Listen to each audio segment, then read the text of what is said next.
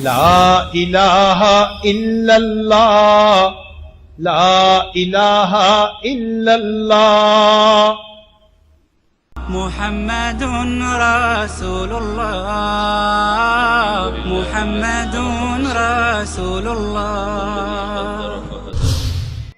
والذي أخرج المرعى الحمد لله الذي يصور في الأرحام كيف يشاء ويتصرف في خلقه كما يشاء يهدي من يشاء ويضل من يشاء ويغفر لمن يشاء ويعذب من يشاء وما تشاءون إلا أن يشاء الله رب العالمين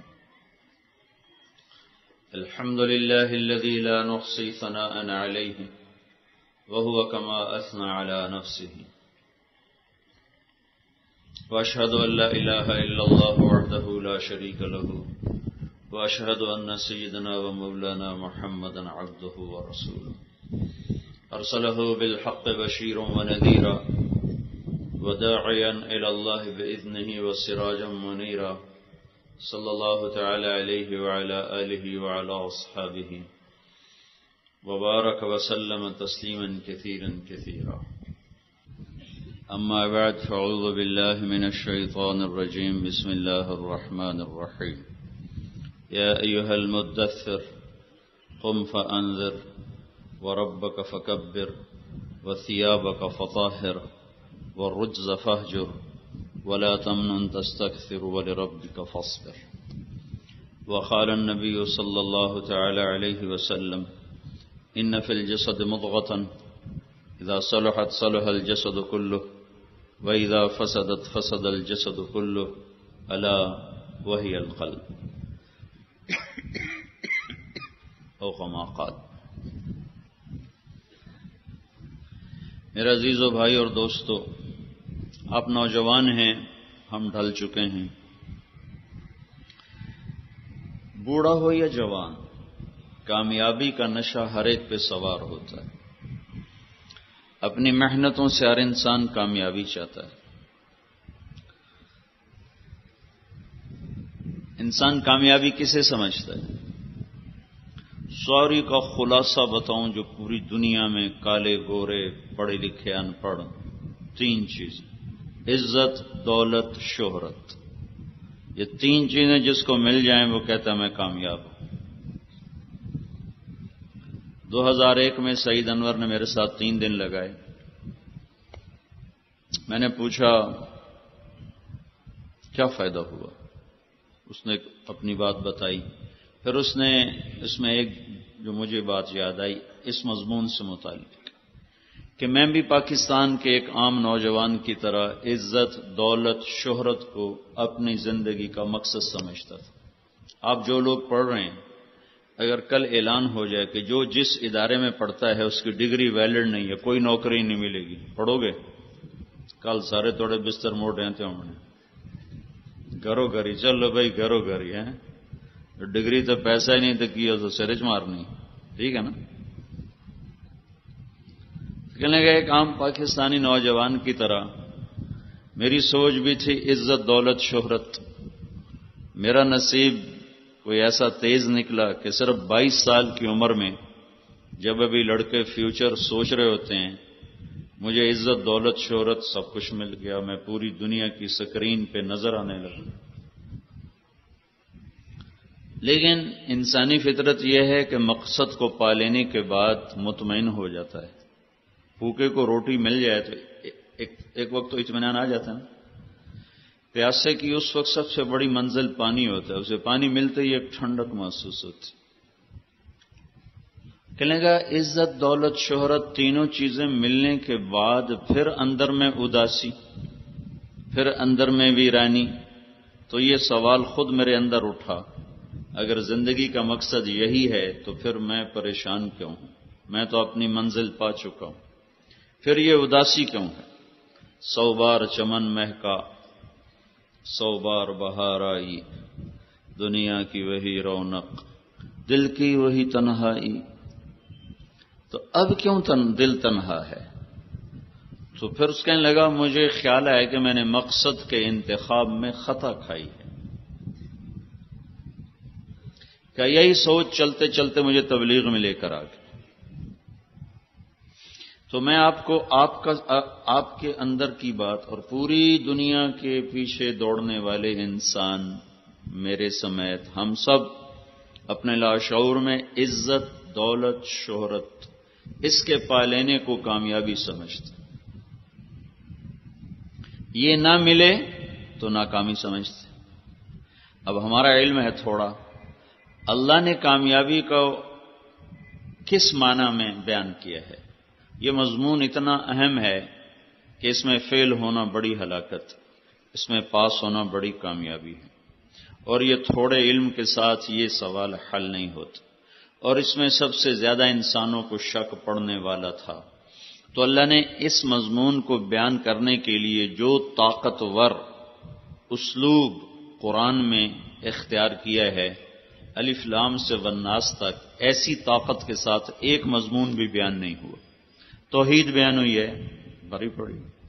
رسالت بیان کی گئی ہے، جنت بیان ہے، جہنم کا بیان ہے، شرک کا بیان ہے، کفریات ہیں، اعمال ہیں. لیکن ہر مضمون کے اندر طاقت ہے، تاکید ہے. لیکن یہ مضمون کہ طارق جمیل نے کامیاب کس مفہوم میں ہونا ہے اور ناکام کس مفہوم میں ہونا ہے، اور وہ اصل کیا ہے اور میں نے کیا بنایا ہے، تو کون کامیاب ہے کون ناکام ہے، اس پر اللہ نے قسمیں اٹھائیں. قسم اٹھائی جاتی ہے شک کو دور کرنے کے لیے. جہاں شک ہوتا ہے وہاں قسم ہوتا. کہتا بھائی قسم دو، بھائی قسم دو، بھائی اس سے قسم دو. ایک اور بات چلتی ہے، بھائی ہمیں اس کا اعتبار نہیں، فلاں آدمی اس کی جگہ ہمیں قسم دے. یہ ہوتا ہے نا بھائی، یہ کہاں ہوتا ہے؟ جہاں شک ہو. اللہ کی بات میں کوئی شک ہو سکتا ہے؟ الف لام میم ذالک الکتاب لا ریب فیہ. پھر اللہ کیوں قسم اٹھاتا ہے؟ ہمارے شک کو دور کرنے کے لیے. اور قسم کے بغیر اللہ کہتا ہے من اصدق من اللہ قیلا، مجھ سے بڑا سچا کوئی نہیں. اور لا ریب فیہ سے قرآن شروع کرتا ہے، اس میں کوئی شک نہیں. پھر اس کے بعد اگر وہ ایک بھی قسم اٹھائے تو بات ہمالیہ پہاڑ سے بھی زیادہ وزنی ہو جاتی ہے.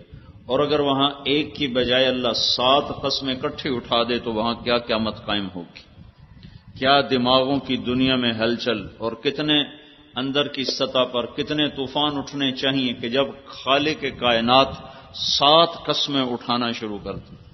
میں جو تمہارے سامنے کہنا شروع کر دوں اللہ کی قسم، رب کی قسم، رحمان کی قسم، رحیم کی قسم، تم خود پریشان ہو جاؤ گے. مولوی صاحب کی ہو گئے، خیر تنے قسمیں ہی چاہیے جان دو. تو اپنے اللہ کی سنو، اللہ تمہیں کامیابی کا کیا مفہوم سنا رہا ہے.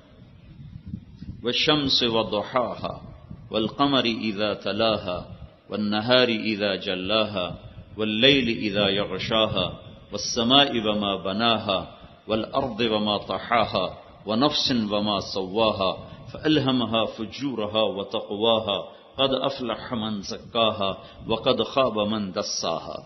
یہاں ایک مضمون پورا ہو گیا.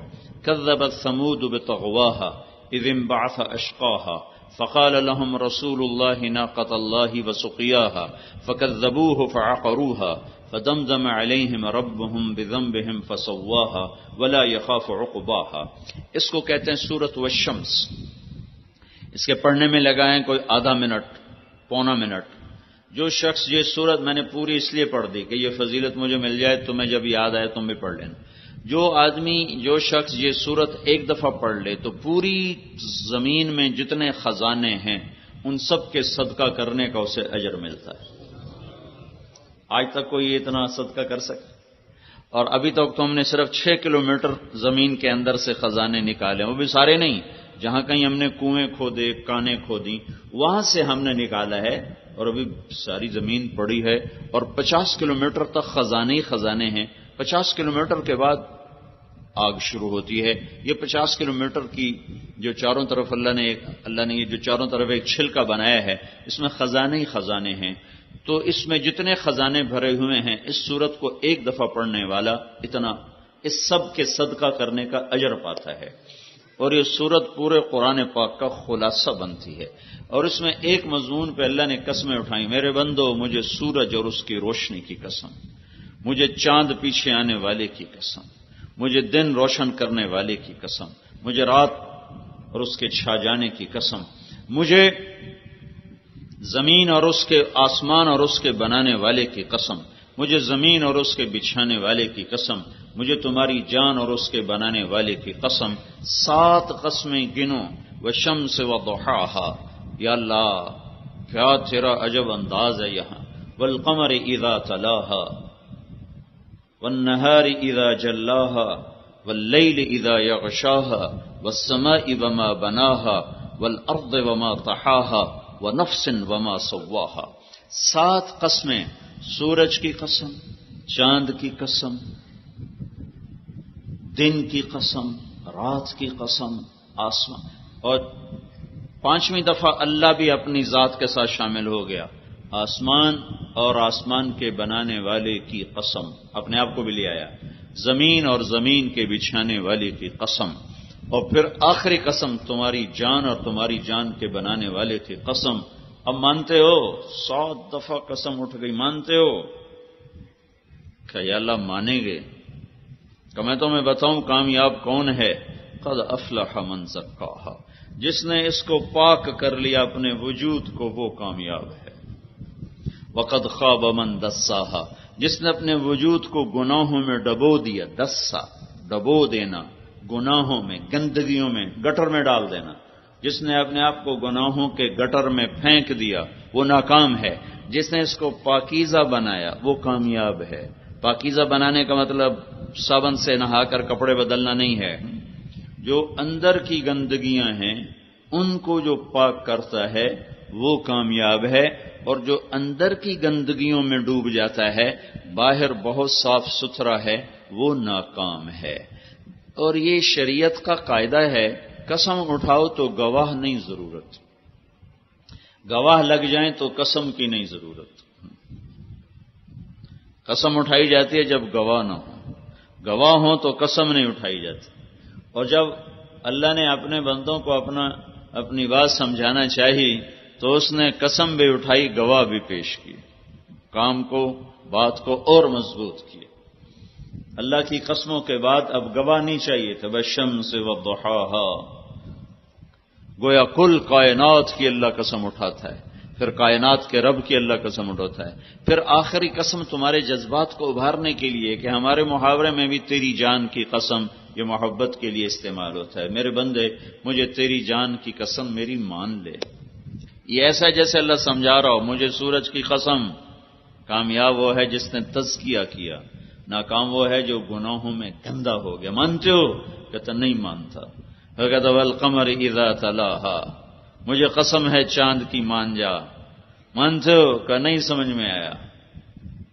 والنہار اذا جلاہا، مجھے قسم ہے دن کی، مانتے ہو؟ اپنے آپ کو پاک کرو تو کامیاب ہو۔ کہ نہیں یا اللہ ڈگری ملے گی تو کامیاب ہوں۔ واللیل اذا یغشاہا، مجھے قسم ہے رات کی جب چھا جائے، یہ تسلیم کر کے اس نفس کو ٹھیک کر، نفس کو ٹھیک کر تو کامیاب ہے، اسے گندا گیا تو ناکام ہے۔ سمجھ میں آئی ہے کہ نہیں؟ پیسے کے بغیر کام نہیں چلتا ہے۔ یہ ایک ایسا نا ایک مکالمہ سا میرے تصور میں آیا ہے، کلام عرب سے خوشبو سونگتے ہوئے، کوئی تفسیری بات نہیں ہے، بندے اور رب کا مکالمہ ہے۔ میرے بندے مجھے آسمان کی بلندی اور اس کو بلند کرنے والے کی قسم، اب تو مان جا۔ تو کچھ سر ہلانا شروع کرتا، جب اللہ کا نام آتا کہتا سوچتا ہوں یا اللہ سوچتا ہوں۔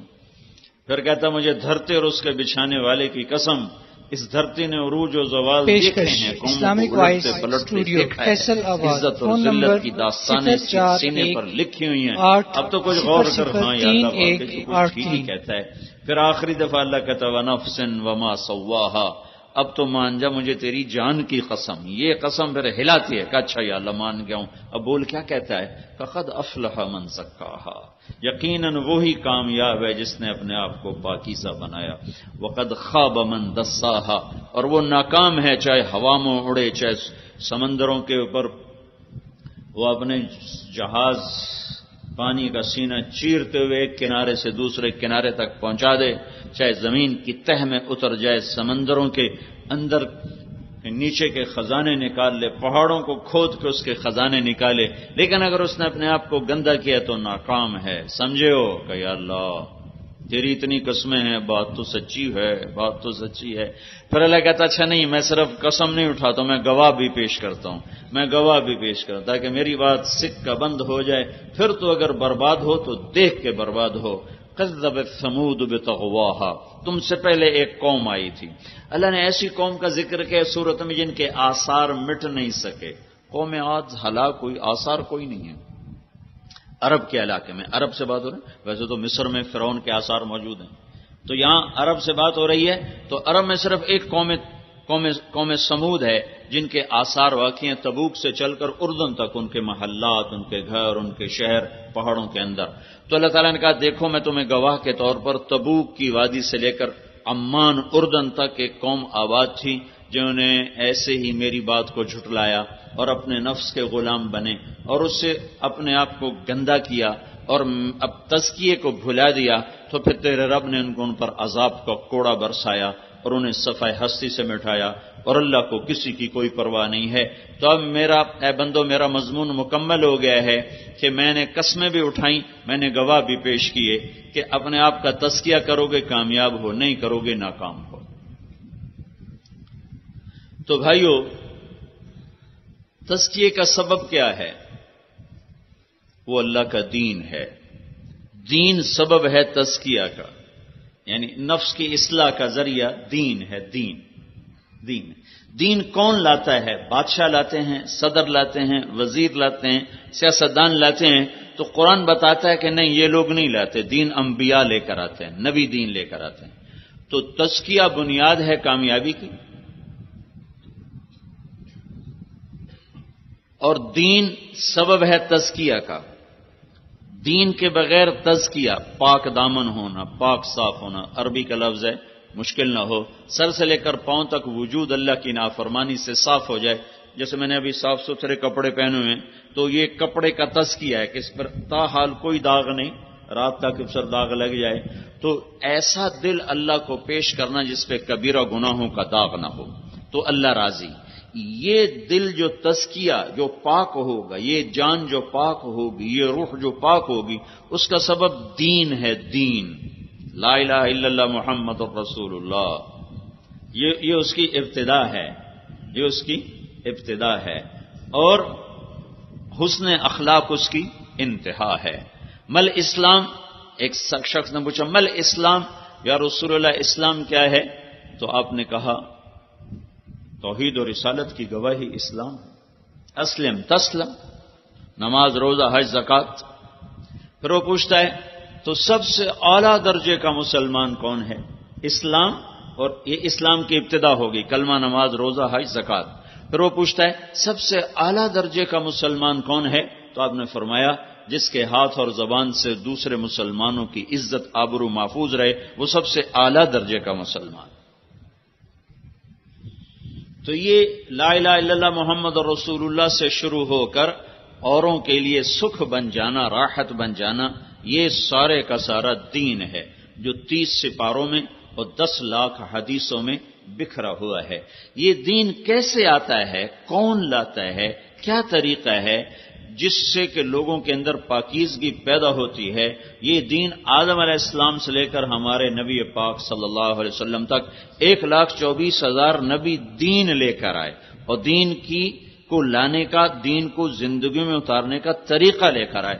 تو اب ہم اپنے نبی کے بارے میں پڑھتے ہیں تو اللہ تعالیٰ ان کی تعریف کرتا ہے، یہ کئی جگہ پر آیا، میں صرف ایک آیت ہوں، هو الذی بعث فی الامیین رسولا منہم یتلو علیہم آیاتہ ویزکیہم قد افلح من زکاہا۔ جس نے اپنے آپ کو پاک کیا وہ کامیاب۔ پاک کرنے والا کون ہے؟ روح کا دھوبی، روح کو دھونے والا کون ہے؟ میں وہ رب ہوں۔ میں کون ہوں؟ هو الذی، میں وہ رب ہوں، میں وہ اللہ ہوں جس نے تمہارے اندر ایک نبی بھیجا، جس نے تمہارے اندر ایک رسول بھیجا۔ وہ کیا کرتا ہے؟ وہ تمہیں قرآن پڑھ کے سناتا ہے، اور کیا کرتا ہے؟ وَيُزَكِّيهِمْ، یہ تمہارا تزکیہ کرتا ہے، تمہیں پاک کرتا ہے، اور کیا کرتا ہے؟ وَيُعَلِّمُهُمُ الْكِتَابَ وَالْحِكْمَةَ، یہ تمہیں قرآن بھی سکھاتا ہے اور تمہیں اخلاق بھی سکھاتا ہے۔ یہ تو گویا یہ آیت، اس آیت نے بتایا کہ تزکیہ کا کام انبیاء کا ہے. تزکیہ کے بغیر کامیابی نہیں، اور تزکیہ انبیاء کے بغیر ہوتا نہیں. آدم علیہ السلام سے ہمارے نبی تک کوئی بادشاہ دین نافذ کرنے نہیں آیا، کوئی صدر وزیر دین کے لیے نہیں بھیجا گیا، نبی بھیجے گئے. ہاں، بعض نبیوں کو اللہ نے بادشاہ دی. سلیمان علیہ السلام کو بادشاہ دے دی، مانگی دے دی. داؤد علیہ السلام کو حکومت، 2 باپ بیٹے ہیں نبیوں میں جو حکمران بنے ہیں، بادشاہ بنے ہیں. یوسف علیہ السلام وزیر بنے ہیں. اور باقی جو انبیاء ہیں وہ فقیر درویش. سب سے پہلا رسول جس کے اوپر پہلے بھی رسول آئے لیکن چھوٹی کتاب ہے، بڑی کتاب مکمل جس پر آئی موسیٰ علیہ السلام ہے. ان کا حال یہ ہے کہ وہ ایک ٹاٹ ہے، دن میں اس کے اوپر بکری کو چارہ ڈالتے ہیں، اور جب شام ہوتی ہے تو اسی کو صاف کر کے بچھا کر اس کے اوپر میاں بیوی دونوں سو جاتے ہیں. پانی میاں بیوی سو جاتے ہیں. اور رسول کس کی طرح بن کر آئے؟ فرعون کی طرف.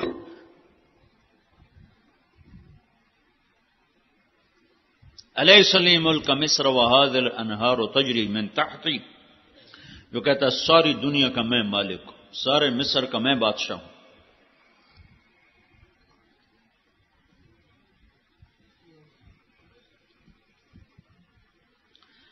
اور ابراہیم علیہ السلام بھی دعا کر ربنا وابعثہم رسولا منہم یتلو علیہم آیاتک ویعلمہم الکتاب والحکمت ویزکیہم. ابراہیم علیہ السلام نے دعا کی، یا اللہ ایک نبی بھیج جو آنے والی نسلوں میں آئے، میری اولاد میں سے ہو، اور وہ آ کر کیا کرے؟ وہ ویزکیہم قد افلح من زکاہا ویزکیہم، جو آ کر ان کو پاک کرے گناہوں سے اور منور کرے، روشن کرے فرمان برداری سے. یا اللہ ایک رسول بھیج. یہ دعا 4000 سال کے بعد قبول ہوتی ہے، اور اللہ کا نبی وہ تشریف لا کر کہتا انا دعوت ابی ابراہیم و بشرا عیسی ابن مریم، میں ہوں اپنے باپ کی دعا ابراہیم علیہ السلام کی دعا ہوں. میں اس دعا کے نتیجے میں آیا ہوں، اور ابراہیم اور عیسی علیہ السلام نے میری بشارت دی. میں وہ بشارت ہوں جو عیسی علیہ السلام نے دی تھی کہ ایک نبی آنے والا ہے، میرے بعد ایک نبی آئے گا جو سارے عالم کو روشن کرے گا. تو میرے بھائیو، میری آپ کی کامیابی کی بنیاد یہ روپیہ پیسہ نہیں، یہ ڈگریاں نہیں، ڈاکٹر کا ہاسپٹل چل گیا اور انجینئر کے نقشے چل گئے، زمیندار کی زراعت چل گئی، سیاستدان کی سیاست چل گئی، وکیل کی وکالت چل گئی، تاجر کی تجارت چل گئی تو کہتا میں کامیاب ہوں. کامیاب بزنس مین، کامیاب وکیل، کامیاب ڈاکٹر، کامیاب تاجر، کامیاب سیاستدان. یہ سب لفظ، یہ ہر جگہ پر کامیابی کا لفظ غلط استعمال ہو رہا ہے، یہ اپنے اصل مفہوم میں استعمال نہیں ہو رہا. کامیابی اندر کی پاکیزگی کا نام ہے. یہ نبیوں نے کیا، آدم سے لے کر محمد مصطفیٰ صلی اللہ تعالی علیہ وسلم تک. جب یہ کپڑا گندا ہو جائے، میلا ہو جائے، تو اب اس کو کیا کرنا چاہیے کہ دوبارہ صاف ہو؟ اس کی ترتیب سب کو معلوم ہے. اس کو پانی میں ڈالو، تھوڑی دیر یہ پڑا رہے، پھر میل ذرا نرم ہو جائے گی، پھر صابن سے صاف کرو، پھر پانی میں کھنگالو، پھر اسے سکھاؤ، پھر استری کرو، تو یہ دوبارہ صاف ستھرا ہو کر تمہارے سامنے آ جائے گا. یہ طریقہ سب کو معلوم ہے. روح گندی ہو گئی ہے، اب اس کو دوبارہ استری کر کے صاف کر کے سامنے لانا. کیا کیا جائے؟ تو یہاں آ کر مفکرین، دانشور، مجتہدین، مخلصین کی سوچیں مختلف ہوگی. ہر ایک کو اس کی محنت کا اجر ملے گا. جو اخلاص سے دین کی کسی بھی شکل میں لگے گا، بشرطے کہ خلاف شرع نہ ہو، بدعت نہ ہو، اور اللہ اس کے رسول کی ترتیب سے ٹکراتی نہ ہو، اور واقعتاً اس کے بعد اللہ کا تعلق ملتا ہو، تو ان سب کو اجر ملے گا. لیکن ہمارے ہاں تو جھوٹا نبی بھی چل گیا، تو جھوٹے شکلیں کیوں نہیں چل سکتی؟ میں اسلام آباد سے گزرا تو ایک بڑا مزار، لوگوں کا رش، تو میری نظر پڑی بہت بڑا بورڈ لکھا ہوا حضرت پیر بگیاڑ شاہ. بگیاڑ سمجھتے ہو نا، بھیڑیا. میں سبحان اللہ قربان جاوا پیر دے نا تے تو قربان جاوا انہاں مریداں تے جڑے بیڑی ٹھلے انہاں بھی بیٹھے پوجی جاندے نے پیر بگیاڑ شاہ تے مرید کون حسین مڑ.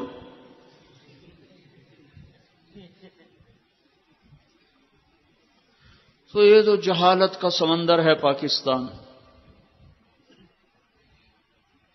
ایک ہمارے ضلع ملتان میں، میرا ہوم ڈسٹرکٹ تو ملتان ہے، ایک ننگ دھڑنگ بیٹھا رہتا تھا ٹرکوں کے اڈے پر، ننگ دھڑنگ، اور لوگ آ کر اس کے پاس بیٹھے رہتے تھے انتظار کر کہ یہ ہمیں کوئی گالی دے یا پتھر مارے.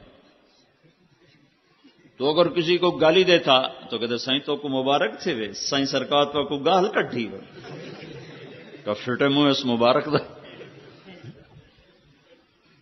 اب ہمارے ہاں تو پیر ننگے شاہ، پیر کاما والی سرکار، گھوڑیاں والی سرکار، اٹھاں والی سرکار. جہالت ہے. جب دین کا پتہ ہی کوئی نہیں تو جو مرضی سامنے پیش کر دو نمونہ. اور جستجو ہے نہیں، طلب کوئی نہیں.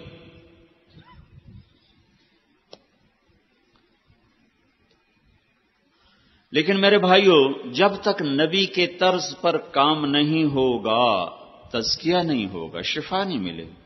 سر میں درد ہو رہا ہے، ڈاکٹر بڑے خلوص کے ساتھ اس کو بیسکوپین کھلا رہا ہے، دوائی اندر جا رہی ہے، دوائی جا رہی ہے، سر درد دور نہیں ہوگا کیونکہ بیسکوپین سر درد کا علاج نہیں ہے. علاج ہوا ہے، علاج ہوا ہے، مریض نے پیسہ بھی خرچ کیا، ڈاکٹر نے دماغ بھی خرچ کیا ہے، لیکن دوا غلط تجویز کی ہے، علاج نہیں ہوگا، درد بڑھے گا. ان پڑھ آدمی اس کو کیا ڈسپرین دو گھول کے پی لے ٹھیک ہو جائے گا، وہ ٹھیک ہو جائے گا. ان پڑھ کے کہنے سے اس نے 2 ڈسپرین گھول کے پی لی تو اللہ اس کو ٹھیک کر دے گا، کیونکہ علاج صحیح ہوا ہے. تو اب وہ ایک حکیم کا بڑا مطلب چلتا تھا، سامنے لوہار تھا اس کا، ٹریکٹر آ گئے، ہل آ گئے، اس کا لوہارا، نہ کوئی نلکے لگوائے، موٹریں لگ گئیں پانی کی، نہ کوئی حل بنوائے. ہمارے گاؤں میں لوہار کی دکان پہ رش ہوتا تھا. ہائے ہائے ہائے، کیا عجب تہذیب تھی. مغرب کی روشنیاں ہر شے بہا کے لے گئیں، چھین کے ہی لے گئیں. ہمارا دین ہی نہیں لے گئی، ہماری محبت بھری تہذیب بھی لے گئی. تو لوہار نے سوچا ہے حکیم دی ساری حکمت چل گئی، میری روٹی کو نہیں، میں بھی حکیم بن جانا. تو اس نے اب وہ نلکے لگاتا تھا، یہ ذہن میں رہے، تو نلکا پانی کب چھوڑتا ہے؟ جب اس کی بوکی خراب ہو جائے. یاد ہے نا، اب پرانا زمانہ تھا تو اس کے ایک چمڑے کی بوکی لگتی تھی. تو اس نے 2-4 بوتلیں رکھ لیں، رنگ نیلے پیلے ساوے کر کے، تو پٹھے سیدھے نہ لے کے بہ گیا. تو دیہاتوں میں تو ہر کوئی ڈاکٹر ہوتا ہے، چاہے جڑا مرضی پھٹا لاتے بہ جاوے. تو وہ ایک عورت نے دیکھا بھائی کوئی نواں حکیم آ کے بیٹھا، وہ سیدھے اس کے پاس آ گیا، اور دیہات میں تھا میرا ہاتھ ویک، اور نہ بس وہ ایک چلا ہوا میرا ہاتھ ویک. پہلے ہوتے تھے نباس جو یہاں ہاتھ رکھ کے بولتے چلے جاتے تھے. حکیم حنیف اللہ مرحوم ہمارا ملتان کا آخری آدمی تھا اس علم کا. اب کوئی چھپا ہوا ہو تو ہو سکتا ہے، لیکن معروف حکیم حنیف اللہ آخری. یہاں اس کی انگلی آتی تھی اور وہ بولنا شروع کرتا تھا. تو ڈاکٹر بھی حیران ہوتے تھے کہ بندہ کتوں بولی جاتا ہے. تو وہ آئے کہ حکیم صاحب میرا ہاتھ دیکھو. اس نے کہا مائی تیری بوکی خراب ہو گئی ہے، وٹامنی کم.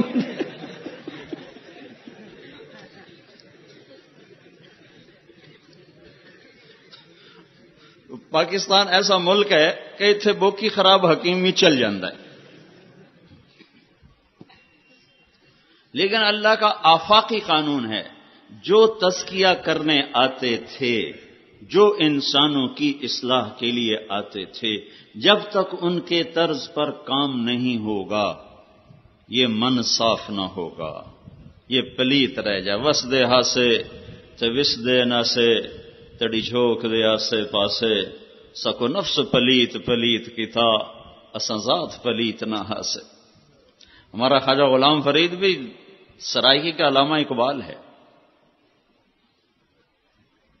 تو مسئلہ تو یہاں کا ہے، وچے جھیڑے وچے وچے بیڑے وچے جھیڑے وچے ونج مہانے ہو، تو یہ اس وقت پاک ہوگا جب نبی کے طرز پر دوائی پہنچے گی۔ اگر انبیاء کے طرز پر دوا نہ ہوا تو علاج ہو رہا ہے، فائدہ نہیں ہوگا۔ تو اب مخلصین، مجتہدین، مفکرین سب نے اپنے اپنے طرز پر کوشش کی کہ یہ ہونا چاہیے، یہ ہونا چاہیے، یہ ہونا چاہیے، اور اب بھی ہو رہی ہیں دین کے نام پر کوششیں، جس میں ایک جو واضح اور نمایاں ہے وہ ایک بہت بڑے طبقے کا ذہن ہے کہ طاقت ہاتھ میں آ جائے تو ہم دین نافذ کر دیں گے۔ یہ ایسے ہی کوئی یوں کہے، کوئی یوں ڈاکٹر کہے میرے ہاتھ میں ڈنڈا آ جائے تو میں مریض دی ٹی بی ٹھیک کر دے کہ میں ہک مارنا وہ اگلا پچھلا برابر، اگے ساس وہ اوکھا ہے ہکے نال وہ ٹپ جاونے پار۔ وہ ایک آدمی چوڑیاں بیچنے جا رہا تو ایک جٹ نے لاٹھی مار کے پوچھا اے کی اسے کہ ہک اور مار تو کشا ہی کوئی نہیں۔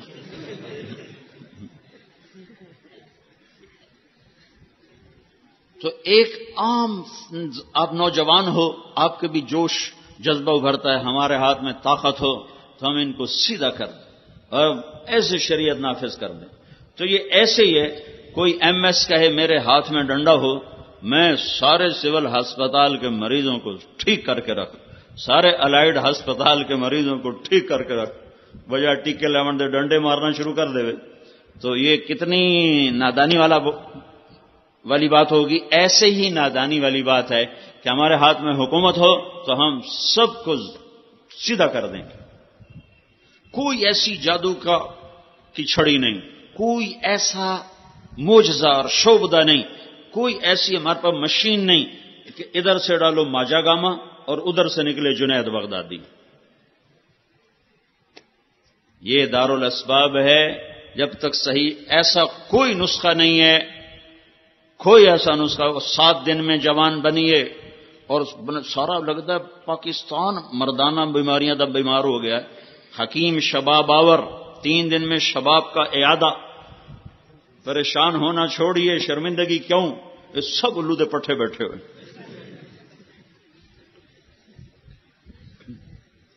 کوئی ایسا شعبدار میڈیکل سائنس میں کوئی نہیں ہے جو کسی پیچیدہ مرض کو یوں ٹھیک کرتا۔ وہ فوری ٹھیک کرنے والے اسٹیرائڈ ہوتے ہیں جو بعد میں پھر خود موت کا پیغام بنتے ہیں، ایک دم اثر ہوتا ہے۔ وہ اخبار میں شعر ہوتا ہے پچکے گال، تو وہ اس میں اسٹیرائڈ ہوتے ہیں، 4 دن بعد اس کا منہ یہاں چلا جاتا، 6 مہینے بعد تو این جانا جی میں غبارہ نہیں ہوا نکلے، چوپے آمدی طرح ہو جاتا پھر۔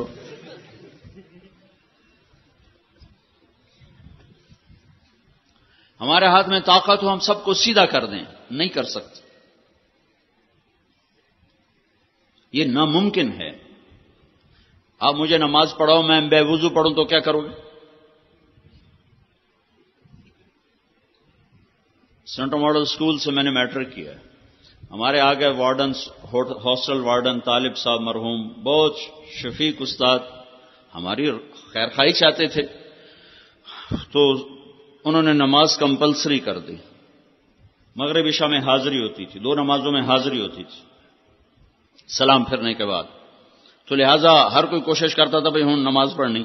تو عشاء کی نماز میرے برابر میں میرا روم میٹ اور بالکل ہمارے ساتھ بستر، تو اس نے آ کر میرے قریب عشاء کی نماز کی نیت باندھی، 4 رکعت نماز فرض واسطے طالب حسین دے، اللہ اکبر۔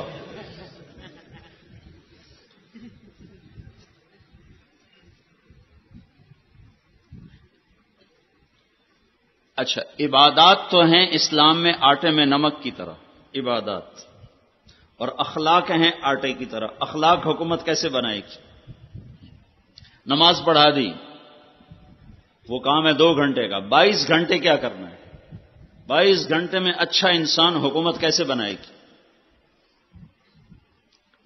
یہ گالی نہ دے، کتنے کو پہرے دار کھڑے کرو گے؟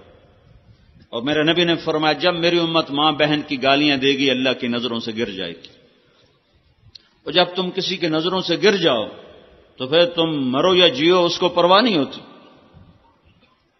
جب ہم اللہ کی نظروں سے گر گئے تو ہم پر غیر چڑھ جائیں یا اپنے اپنوں کو مارنا شروع کر دیں اللہ بے نیاز ہے.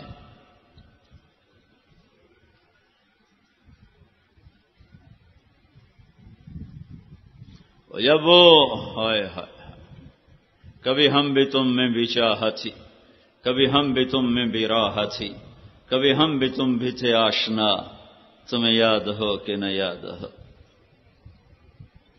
حضرت عمرو بن عاص رضی اللہ تعالیٰ عنہ 8,000 کے لشکر کے ساتھ پہلی لڑائی جو شام کی سرزمین پر صدیقی دور میں ہوئی ہے، ابوبکر صدیق کے دور میں، 1,00,000 کا رومیوں کا لشکر، جرجیس ان کا سالار، ادھر سے عمرو بن عاص رضی اللہ تعالیٰ عنہ سالار، 8,000 میں 8,000 1,00,000 میں یوں گھر گئے کہ چاروں طرف سے ان کو گھیرے میں لے لیا.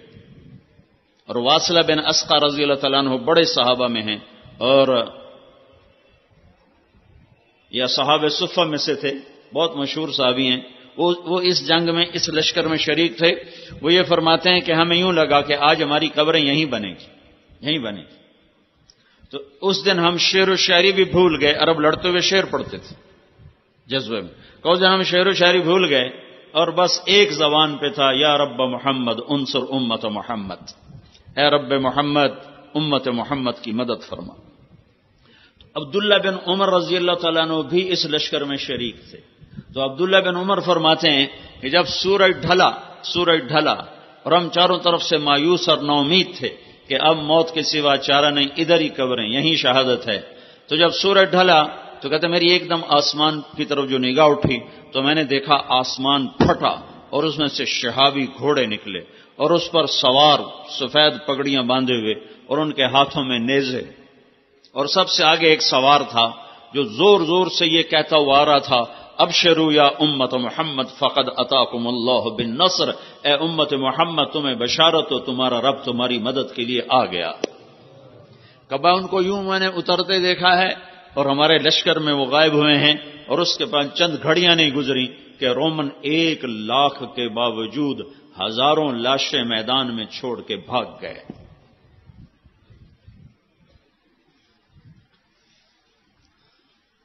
اچھا مسلمان 22 گھنٹے اخلاق والا کون سی حکومت بنائے گی؟ طاقت سے نہیں، طاقت سے تو ہم نماز نہیں پڑھا سکتے. بے وضو نماز. مجھے مدینہ میں ایک نوجوان ملا، میرے سامنے بیٹھ کے ہچکیاں مار کے رونے لگا کہ میں 10 برس سے مدینہ میں بغیر وضو کے نماز پڑھتا رہا. مسجد نبوی میں جہاں لوگ لاکھوں روپے خرچ کر کے نماز پڑھنے جاتے ہیں کہ میں بے وضو یہاں نماز پڑھتا رہوں کہ میں نماز سعودی حکومت کی پڑھتا تھا، اللہ کی نہیں پڑھتا تھا. میں نے تمہاری کیسٹ سنی تو میں نے توبہ کی ہے. تو میں اس وقت سے تمہاری تلاش میں تھا کہ یہ بندہ مجھے کہیں سے ملے تو میں اس سے پوچھوں میری بخشش ہو سکتی ہے کہ 10 برس میں نے مدینے میں بغیر وضو کے نماز پڑھی. انبیاء علیہ السلام ایک محنت لے کر آتے ہیں. وہ محنت کیا ہے؟ وہ اللہ نے خود بتا دی ہے. قل اے میرے نبی کہو، قل کہو. قرآن میں کوئی 334 دفعہ آیا ہے قل، اور ہر قل کے بعد کوئی بڑی طاقتور شے بیان ہوئی ہے. تو نبیوں والے طرز پر کام کریں گے لوگ. ہر ایک انفرادی طور پر ہسپتال میں کوئی چھو منتر نہیں، ہاں بھائی چھو سر ٹھیک ہو جاؤ. ہر مریض کو خود الگ دوا کھانی پڑتی کہ نہیں؟ لیکن یہ پاکستان ہے. ہمارے پیرو وال کا ایک سپاہی تھا، سپاہی وہ لاٹری نکل آئی، وہ پیر سپاہی بن گیا. اس نے کچھ لوگ ہائر کیے کہ ویکھو جی میں بالکل انا ہوں، پیر سپاہی دا دم کیتا پانی اکھیاں چ پاتا ہے، میں ٹھیک ہو گیا. اس طرح اس نے 150 کو ایسا دماغ 150 آدمی اس نے مرید بنا لی. ان کو پیسے پوسے دے، میں لولا ہوں، میں پیر سپاہی دا دم کیتا پانی اتنے سڑیا تھا، میں ٹھیک ہو گیا. اس کی جو یہ تو مارکیٹنگ ہے نا، فن ہے مارکیٹنگ. تبلیغ بھی مارکیٹنگ ہے. اللہ رسول کے خریدار بنا دو لوگوں کو. اور وہ اتنا بڑا مجمع اس کے سامنے کھڑا ہوتا تھا. ہاں بھائی اپنی بوتلوں دے ڈھکن کھول لو، ٹھک ٹھک ٹھک ٹھک ڈھکن کھلتے چھو، وہ شروع ہو جاتا. چلو بھائی سارے نو شفا ہوگی. دم میرا اب پڑ گیا. یہاں تو پیر سپاہی بھی چل جاتے ہیں. کوئی ایسا دم نہیں ہے جو کسی کے اوپر کرو اور سارا معاشرہ متقی بن جائے، پرہیزگار بن جائے۔ کوئی ایسا دم نہیں ہے کہ ٹیچر اپنے شاگردوں پر پھونکے اور سارے اعلی نمبروں پر پاس ہو جائیں۔ ہر فرد کو تزکیہ کی محنت کرنی پڑے گی، تب جا کر وہ ایک صحیح انسان، کامیاب انسان بنے گا۔ قل کہہ دے میرے محبوب فیصل آباد میں پڑھنے والے نوجوانوں کو، ہذہ سبیلی ادعو الی اللہ علی بصیرۃ انا ومن اتبعنی وسبحان اللہ وما انا من المشرکین۔ یہ وہ گر ہے جہاں سے اگر آپ کام شروع کرو گے تو آپ کا بھی تزکیہ ہوگا، میرا بھی ہوگا، جن کے پاس جاؤ گے ان کا بھی ہوگا، اور جب ایک ایک فرد انسان بنے گا تو اس پر ایک انسانی معاشرہ بنے گا، اس پر اللہ کی رحمت اترے گی۔ جب انسان جانور کی شکل میں ہو تو اس پر اللہ کی رحمت نہیں اترتی۔ جانوروں پر بڑے جانور مسلط ہوتے ہیں، دیکھتے نہیں ہو جنگل میں کون بادشاہ ہے جو سب سے زیادہ خونخوار ہے؟ جنگل کا بادشاہ کون ہے؟ شیر، جو سب سے زیادہ پھاڑ کھانے والا ہے۔ جب انسان بھیڑیے بنتے ہیں تو ان پر شیر آتے ہیں، جب انسان سانپ بنتے ہیں تو ان پر اژدہا آتے ہیں، جب انسان گدھ بنتے ہیں تو ان پر عقاب آتے ہیں۔ قل کہو، بتاؤ ان کو، اگر تمہیں اپنے آپ کو بنانا ہے، تم نے پورے پاکستان میں اسلام لانا ہے، تم نے پوری دنیا میں اسلام لانا ہے، تو یہ حکومت کی محنت سے نہیں آئے گا۔ اپنے آپ کو تیار کر، خود شروع کر۔ محنت کی ابتدا کا صحیح ہونا ضروری ہے، اور محنت کا صحیح ہو کر اعمال محنت کا صحیح ہونا ضروری ہے۔ سر درد کے لیے ڈسپرین چاہیے، بیرلجن نہیں چاہیے، بیسکوپان نہیں چاہیے۔ بگڑے ہوئے معاشرے کو کہاں سے شروع کرنا ہے؟ قل ہذہ سبیلی ادعو الی اللہ۔ آپ ان سے کہہ دو یہ ہے انگلی لا کر کا، یہ ہے میرا راستہ۔ جب انگلی رکھی جاتی ہے تو پوچھنا، اب میں نے جب یہاں انگلی رکھی ہے، اب آپ کو یہ ضرورت پیش پڑ رہی کہ آپ کس کی طرف اشارہ کر رہے ہیں؟ کہوں میں آپ کو پتا ہے، سب دیکھ رہے ہیں، میں نے مائک کے اوپر انگلی رکھی ہوئی، میں کہتا ہوں وہ، میرے سامنے 3-4 ہزار نوجوان بیٹھے، میں کہتا ہوں وہ، تو آپ کو 10 دفعہ پوچھنا پڑے گا کون وہ؟ کس کو کہہ رہے ہو؟ کس کو کہہ رہے ہو؟ وہ، میں کہتا ہوں وہ، تو یہ اس بچے سے لے کر وہ آخر تک سارے وہ ہیں۔ جب میں کہتا ہوں یہ، تو آپ پوچھنا پڑ رہا ہے۔ تو بہت سے راستے ہیں دین کے۔ فمن شاء اتخذ الی ربہ سبیلا، سبیل پر الف لام نہیں ہے، سبیل پر الف لام نہیں ہے، اس کا مطلب ہے دین کی محنتوں کے کئی شکلیں ہیں، کئی راستے ہیں۔ ان میں ایک ایسا ہے جو ساری امت کے لیے شفا بن سکتا ہے، تو اس کو اللہ تعالیٰ متعین کر کے کہتا ہے قل، کہو ان کو، ہذہ، انگلی رکھو ایسے، یہ کیا ہے؟ کہ میرا راستہ، میرا راستہ۔ اور سبیل کا ایک اور مطلب، مقاتل بہت بڑے مفسر ہیں، وہ کہتے ہیں کہو یہ ہے کیا؟ میرا دین۔ سبیل بمانا دین، یہ ہے میرا دین۔ سبیل بمانا راستہ، یہ ہے میرا راستہ۔ سبیل بمانا طریق، یہ ہے میرا طریقہ، یہ ہے میرا راستہ، یہ ہے میرا دین۔ ہذہ کے ساتھ اشارہ کر کے یوں کر دو تاکہ دوبارہ سائل کو پوچھنا نہ پڑے کہ آپ کیا مراد لے رہے ہیں، تو میں یہ مراد لے رہا ہوں، یہ راڈ کے اوپر میری انگلی ہے۔ تو یہ جتنے نوجوان پیچھے بھی بیٹھے ہیں اور میرے سامنے بیٹھے ہیں، میرے دائیں بائیں، جب میری انگلی مائک کے اوپر آتی ہے تو انہیں پوچھنے کی ضرورت نہیں ہے کہ میں کیا مراد لے رہا ہوں۔ تو میرا اللہ کہہ رہا ہے یوں سمجھو، یہ راستے جا رہے ہیں، یہ راستے جا رہے ہیں۔ تو اوپر سے اللہ آ کر یوں انگلی رکھتا ہے، ہذہ، یہ ہے اور یہی ہے، یہ ہے اور یہی ہے۔ ہذہ سبیلی، سبیلی میں جو یا کا لفظ ہے، سبیل یا سبیلی، یہ جو یا کا لفظ ہے یہ ایک مطلب اور ترجمہ اور بڑھاتا ہے، یہ ہے اور یہی ہے میرا راستہ، یہ ہے میرا راستہ اور یہی ہے میرا راستہ۔ یہی ہے کہ ترجمے کی وجہ سے باقی سب چیزوں سے کٹ کر ایک راستے پر متعین کر دیا گیا، وہ کیا ہے؟ ادعو الی اللہ، میں اللہ کی تبلیغ کرتا ہوں۔ یہ تبلیغ کا کام، میں تبلیغ کرتا ہوں۔ ادعو الی اللہ، میں اللہ کی طرف بلاتا ہوں۔ ادعو الی اللہ، میں اللہ کی طرف بلاتا ہوں۔ بلانے سے کیا ہوتا ہے؟ جاؤ دیکھو مارکیٹ میں کیا ہو رہا ہے، بلانے سے کیا ہوتا ہے، کیسے کیسے لوگ خریدار بن جاتے ہیں۔ خالی بلاتے، پیپسی والوں نے کبھی پکڑ کے آپ کو پیپسی بیچی ہے؟ انہوں نے بلایا ہے۔ جنید جمشید نے مجھے بتایا، جب شروع اس کے ساتھ سلام دعا شروع ہوئی اور اللہ نے اس کو ہدایت دی، کہ جب میں نے پیپسی کے لیے گانا شروع کیا تو اس وقت پیپسی کے پاس 25% مارکیٹ تھی اور 75% کوکا کولا کے پاس تھی۔ تو میں نے پیپسی کے لیے گانا شروع کیا تو 1 سال کے اندر 75% مارکیٹ پیپسی کے پاس چلی گئی اور 25% کوکا کولا کے پاس رہ گئی۔ بلانا کسے کہتے ہیں؟ صرف یہ نہیں کہ تقریر کر کے کہ وما علینا الا البلاغ، یہ جا کے مرا گشت کر کے جی گشت کر رہے ہیں، گشت ہو گیا ہے، گشت کر رہے ہیں۔ خریدار بنانا، وہ راہیں سوچنا جس سے اگلے کا دل اللہ اس کے رسول کے لیے کھل جائے اور وہ جہنم کی راہیں چھوڑ دے۔ ادعو الی اللہ، مارکیٹنگ کے لیے یہ بڑے بڑے تاجر کتنے پیسے دیتے ہیں لوگوں کو کہ جو مارکیٹ میں جا کر گاہک تیار کرتے ہیں، جن کا فن یہ ہے، اس پر PhD، اس پر 16 سال کی پڑھائی، اس پر پھر آگے 20 سال کے تجربے، پھر وہ مٹی کو بھی بازار میں ایسے پیش کرتے ہیں کہ لوگ سونے کے بھاؤ خریدنے کے لیے تیار ہو جاتے ہیں۔ تو ہمارے ہاں تبلیغ کا مطلب سمجھا گیا ہے کتاب لکھ دینا، رسالہ چھاپ دینا اور ممبر پہ بیٹھ کے تقریر کر دینا۔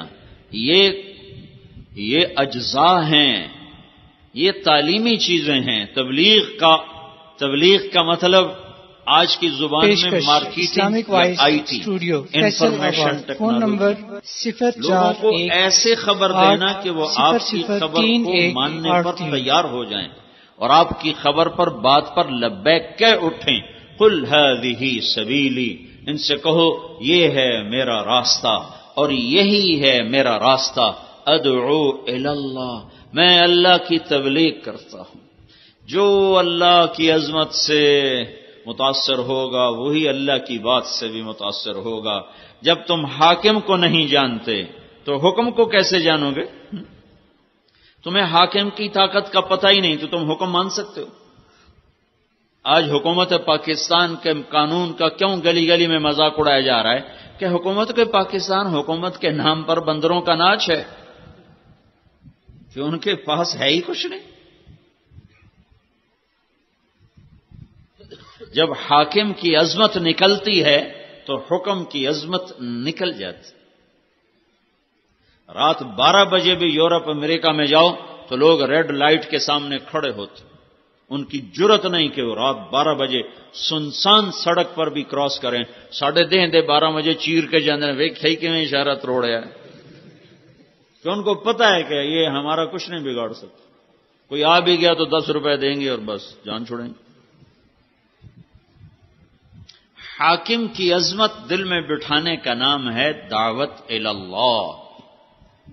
یہیں فیصلہ آباد کا واقعہ ہے، یہاں ایک SP رہا تھا عبد الخالق، پھر یہیں سے وہ SP ٹرانسفر ہوا کوئٹہ، پھر وہاں سے وہ 4 مہینے لگانے کے لیے جماعت میں گیا، یہاں اس سے تعارف ہوا تھا۔ تو وہ یہاں آیا تو اس وقت ظفر عباس لک تھا، میرا اسکول کا ساتھی تھا، سینٹرل ماڈل اسکول کا، وہ یہاں SSP تھا، اس کا وہ بیچ میٹ تھا وہاں CSS اکیڈمی میں نے اس سے کہا چلو میں تمہیں ظفر عباس سے ملاتا ہوں۔ تو بلال مسجد سے ہم پیدل، سامنے سول لائن ہے، پولیس سول لائن کا دروازہ سامنے والا گیٹ ہے، ہم وہاں پہنچ گئے۔ اس نے بھی ٹوپی داڑھی پگڑی، اپنا کرتا شلوار، میرے بھی ٹوپی اور کرتا شلوار، ہم 2 مولوی صاحب تھے دیکھنے میں۔ تو سپاہی بادشاہ کھڑا تھا گیٹ پر، جو بڑا گیٹ ہے عام آنے جانے کا وہ یونیورسٹی روڈ کے اوپر ہے۔ تو عبد الخالق نے اس سے کہا بھائی صاحب دروازہ تو کھولنا، تو وہ یوں کھڑا تھا، کہنے لگا تو آؤ، اسے کیا خبر سامنے ایس پی کھڑا ہوا ہے، اس نے کہا صوفی صاحب کھلوتا ہے اس میرا کی کر لینا. اس نے پھر کہا بھائی تیری بڑی مہربانی دروازہ کھول دے. کہا صوفی صاحب تسی سنیا نہیں اتوں آؤ. پھر ایسے ہو گیا. پھر اس نے کہا بھائی گرمی بہت ہے، وہ ذرا فاصلہ تھا، گرمی بہت ہے وہ دور ہے تو یہی دروازہ کھول دے تیری مہربانی ہوگی. صوفی صاحب اچھا سن دے ہو تسی لگتا ہے، اے گیٹ بند ہے چابی میرے کو کوئی نہیں، اب دیکھو تالا لگ گیا. پھر وہ بیچارہ مجبور ہو گیا. انہوں نے کہا بھائی میرا نام عبد الخالق ہے. اس نے کہا سر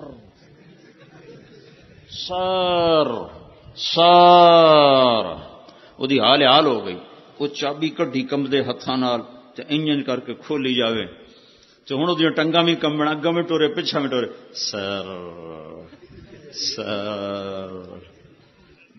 میں کہا عبد الخالق آج تیری برکت نال ایک گل بڑی سمجھ آئی کہ جب تک حاکم کی عظمت نہ ہو حکم کی عظمت نہیں آ سکتی. یہ جب تمہیں صوفی صاحب سمجھ رہا تھا کہہ رہا تھا اتوں آؤ، جب اس نے دیکھا کہ یہ تو ایس پی ہے مجھے تو خالی معطل نہیں نوکری سے نکال سکتا ہے، تو پھر یہ کہنے لگا سر آج ساری امت نے اللہ کو جو سپاہی ایس پی کو درجہ دیتا ہے نا وہ درجہ نہیں دیا ہوا، ورنہ یہ 95% نوجوان بے نمازی ہیں. یہ نمازیں چھوڑتے کالج میں رہتے ہوئے، یہ روزے چھوڑتے، ان کے ہاسٹل میں میوزک بجتا زور زور سے، بجائے ہاسٹل میں قرآن کی آواز آئے سارے ہاسٹل میں میوزک کے سر تال ایسے گونج رہے ہوتے ہیں. میں اس دور سے گزرا ہوں، ان وادیوں سے گزرا ہوں. میں تو خود گانے والا تھا گورنمنٹ کالج لاہور کا. تو اگر یہ اللہ کو پہچانتے تو پھر یہ نماز چھوڑتے، یہ میوزک سنتے زور زور سے، یہ آپس میں دشمنیاں پالتے. تمہیں سیاستدانوں نے کیسے بے وقوف بنایا کہ اپنی سیاست چمکانے کے لیے تمہاری دشمنیاں ڈالتے. پوری دنیا میں کہیں طلبہ سیاست میں ملوث نہیں، پوری دنیا میں. اللہ گورنر امیر محمد خان کی قبر کو ٹھنڈا کرے، جیسا بھی تھا جاویر آدمی تھا، ظالم تھا، تو مسلمان کے لیے دعا تو کی جا سکتی ہے، پر اس نے ایک دفعہ پورے ملک میں امن قائم کر دیا تھا. وہ پہلا گورنر تھا جس نے ساری سیاسی سرگرمیوں پر لڑکوں کی پابندی لگا دی کہ تم پڑھنے آئے ہو کہ سیاست کرنے آئے. یہ تو ان ظالم سیاستدانوں نے تمہیں بے وقوف بنایا. تمہیں مسلم لیگ سے کیا لگے، تمہیں پیپل پارٹی سے کیا لگے، تمہیں ان سیاسی جماعتوں سے کیا لگی. یاد رکھنا میری بات، جب تک علم والے نہیں بنو گے تم غیروں کے غلام رہو گے.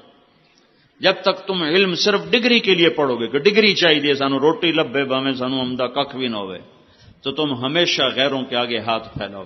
دیکھتے نہیں ہو ایٹم بم بنا کے بھی تم فقیر بنے کھڑے ہو کہ تم علم سے محروم نوجوان ہو. تم سب ڈگری کے چاہنے والے ہو، تم میں علم کا چاہنے والا کوئی نہیں ہے. اور اللہ کی قسم علم برائے شعور اور بیداری ہوتا ہے، علم برائے روٹی نہیں ہوتا. جس دن سے علم برائے روٹی بنا ہے ہم زوال اور پستیوں کی انتہا پہ جا گرے ہیں. چاہے دین کا علم ہو یا دنیا کا علم ہو، دونوں علم کا انتہا روٹی نہیں ہے، ڈگری نہیں ہے، نوکری نہیں ہے، جاب نہیں ہے، جستجو ہے، تحقیق ہے، شعور ہے. علم برائے شعور ہوتا ہے، علم برائے روزگار نہیں ہوتا.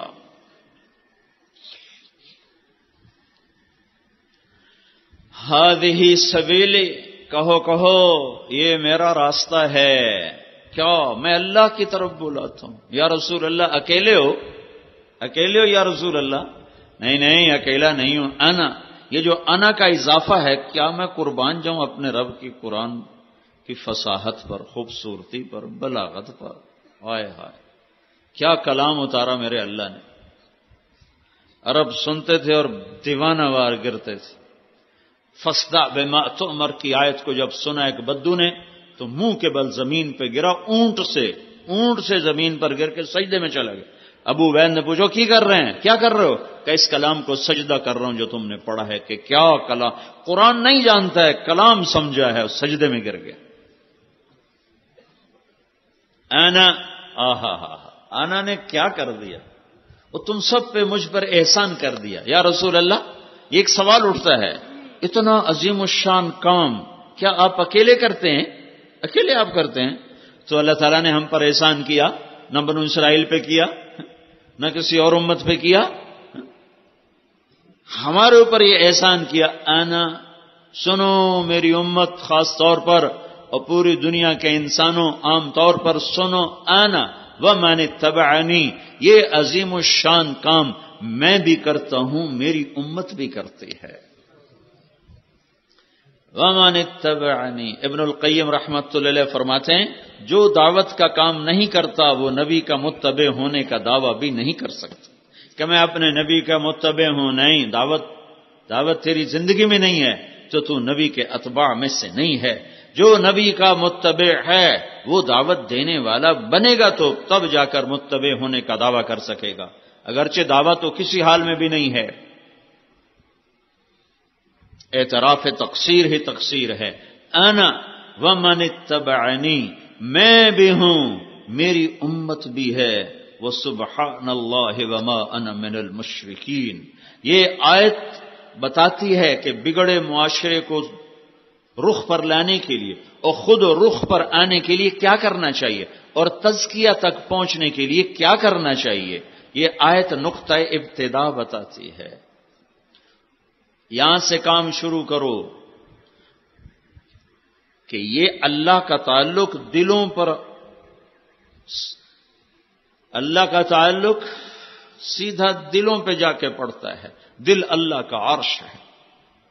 موسیٰ علیہ السلام سے ان کی قوم نے پوچھا تیرا رب کا کوئی گھر ہے، کوئی مکان ہے؟ تو موسیٰ علیہ السلام نے فرمایا ہمیشہ الٹے سوال تم کرتے ہو.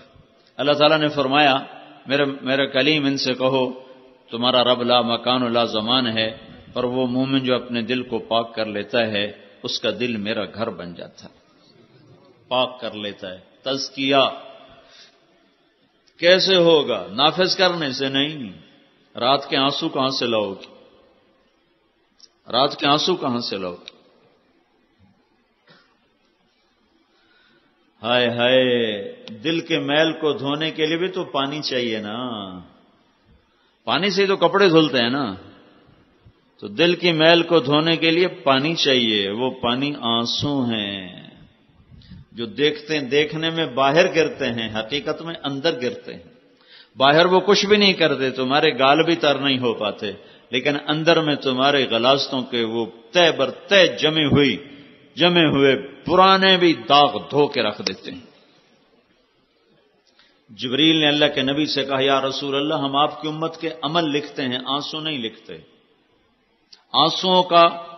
آنسوؤں کا سارا جو حساب کتاب ہے تیرے رب کے پاس ہے. کہ وجہ اس کی یہ ہے کہ ایک آنسو جو صرف آنکھوں میں تیر جائے، باہر بھی نہ نکلے، وہ جہنم کے سمندر بجھا دیتا ہے. تو جو لڑیاں کی لڑیاں گرائے ہم اس کا حساب کتاب کہاں رکھ سکتے ہیں؟ اس لیے آنسوؤں کا حساب اکیلے اللہ کے پاس ہے. میرے نبی کہو ہذہ سبیلی، یہ میرا کام ہے اور یہی میرا کام ہے. ایک تو اس میں خبر ہے کہ میں دعوت کا کام کرتا ہوں، دوسرا اس میں فخر ہے، لہجے میں اٹھان ہے، چونکہ یہ عرب سے مخاطب ہے، یہ خطاب عرب سے ہو رہا ہے، اللہ عرب سے مخاطب ہے اور یہ کلام عربی ہے، اور وہ اس میں لہجے کو سمجھتے ہیں. میں اور آپ اردو والے ہیں، پنجابی والے ہیں، پشتو والے ہیں، سندھی والے ہیں، سرائکی والے ہیں، ہم لہجے کو نہیں پکڑ سکتے. ہاں ہماری اپنی زبان میں بات ہو تو لہجے کو ہم پکڑتے ہیں اور مطلب بھی سمجھتے ہیں، اور صرف لہجہ کے بدل جانے سے مطلب بدل جاتا ہے. میں آپ سے کہتا ہوں بھائی کیا بات ہے، بھائی کیا بات ہے، ایک ہی لفظ میں نے بولا ہے تو آپ کے ذہن میں آتا ہے کہ مولوی صاحب کوئی بات پوچھ رہے ہیں. پھر میں آپ سے کہتا ہوں بھائی کیا بات ہے، کیا بات ہے، تو اب آپ کبھی نہیں کہو گے ہاں جی کیا پوچھ رہے ہیں آپ، کہو گے؟ آپ یوں کہو گے مولوی صاحب کسی بات پہ حیران ہو رہے ہیں، اور ٹھیک ہے کہ نہیں؟ لفظ تو ایک ہے نا، صرف لہجہ بدلا ہے۔ پھر میں کہتا ہوں کیا بات ہے، تو اب آپ کو پتہ چل گیا ہے کہ مولوی صاحب کوئی لڑائی دے موڑے چ، اب سوال نہیں ہے، اب حیرت نہیں ہے، اب کوئی لڑائی کا چکر ہے۔ تو لفظ ایک ہے، کیا بات ہے، لیکن جب اس کو میں نے لہجوں کے جامے الگ الگ پہنائے تو ایک لفظ کے 3 مطلب ہو گئے۔ جگہ کے بدلنے سے بھی مطلب بدل جاتا ہے اور لہجہ کے بدلنے سے بھی مطلب بدل جاتا ہے۔ پانی دینا، اب دیکھو اس نے مجھے گلاس میں دیا ہے، یہ مجھے لوٹے میں دے سکتا ہے یہاں؟ کیوں بھائی؟ اگر یہی میں وہ باتھ روم کے دروازے پر کہوں بھائی پانی دینا، تو یہ گلاس میں لائے گا؟ کس میں لائے گا؟ لوٹے میں لائے گا۔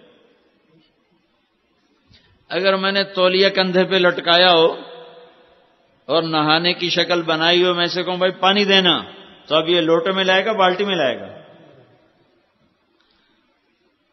قرآن کہاں اترا یہ بہت زیادہ تاثیر رکھتا ہے اس کو سمجھنے کے لیے۔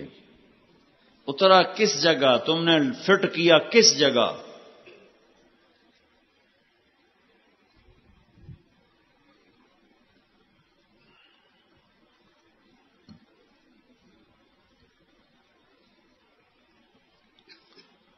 تو صحیح جگہ فٹ کرنا، چونکہ جس جگہ اترا ہے اس کے ساتھ اس کی بہت بڑی مناسبت ہے، اس کو سمجھنا پڑے گا۔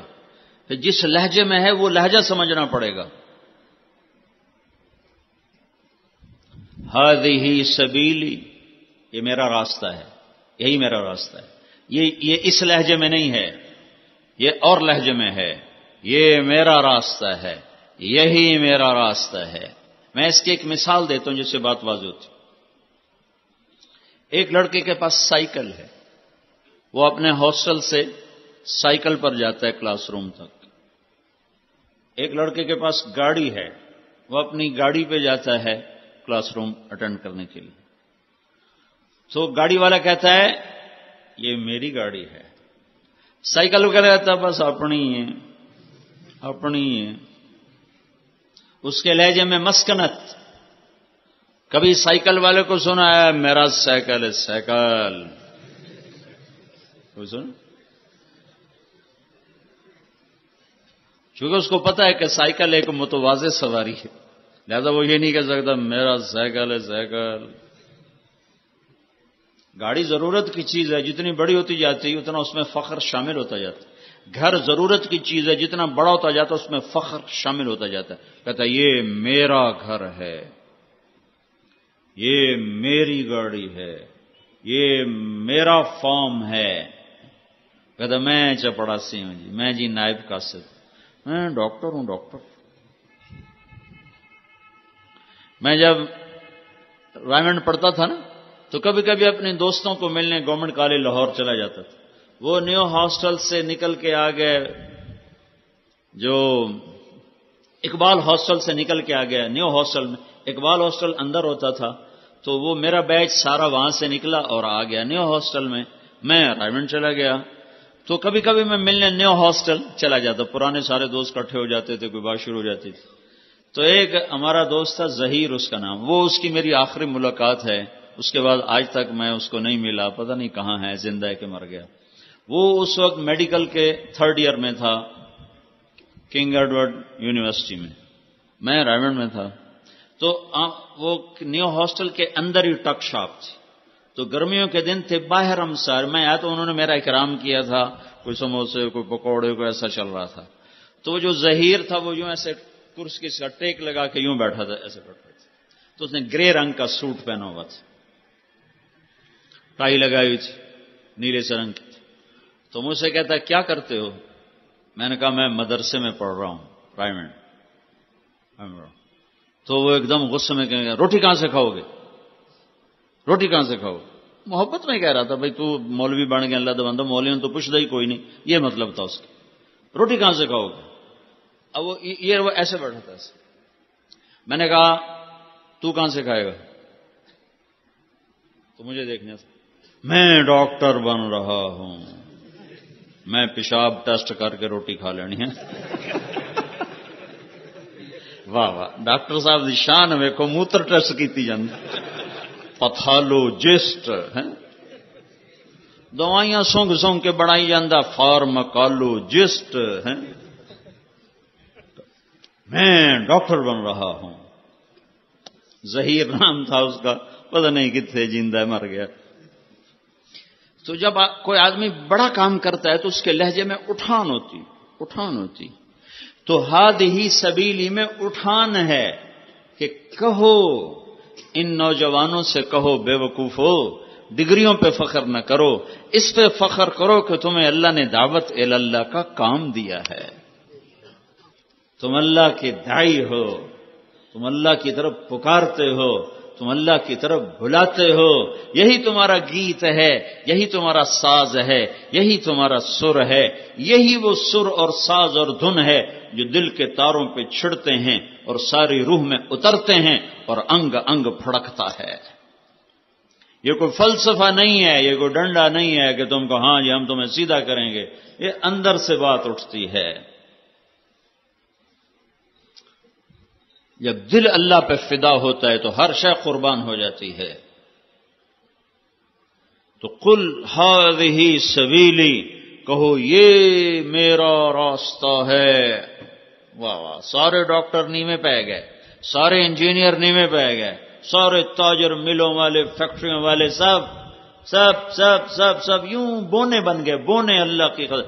ہاں تکبر سے بچانے کے لیے آگے آ رہا ہے کہ پہلے اللہ تعالیٰ وہ لے گیا آسمانوں پر پھر میرے آپ کے دین میں رہ کر بھی آدمی برباد ہو جاتا ہے جب دین کے تکبر کا شکار ہو جاتا ہے. دین کے تکبر کے شکار کی علامت کیا ہے؟ جو اوروں کی کمیاں پکڑتا پھرے وہ سمجھ لے کہ اس کے اندر اپنی نیکی کا تکبر موجود ہے.